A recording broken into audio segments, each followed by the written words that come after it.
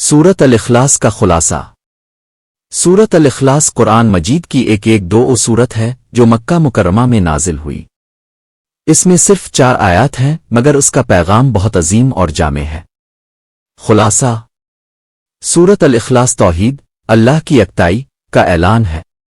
یہ سورت اللہ تعالیٰ کی ذات، صفات اور یکتائی کو مکمل طور پر واضح کرتی ہے۔ ایک کہہ دو وہ اللہ ہے، ایک اللہ اکیلا اور یکتا ہے، اس کا کوئی شریک نہیں۔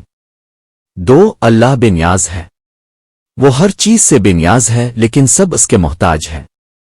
3 نہ اس کی کوئی اولاد ہے اور نہ وہ کسی کی اولاد۔ اللہ نہ کسی سے پیدا ہوا اور نہ کسی کو پیدا کیا۔ 4 اور اس کا کوئی ہمسر نہیں، اس جیسا کوئی نہیں، نہ ذات میں نہ صفات میں۔ اہم پیغام: اللہ تعالیٰ واحد بے مثال اور ہر چیز سے بلند و بالا ہے۔ یہ سورت ایمان کا مرکز ہے کیونکہ توحید اسلام کی بنیاد ہے۔ اس سورت کو 1/3 قرآن کے برابر فضیلت دی گئی ہے، احادیث کے مطابق۔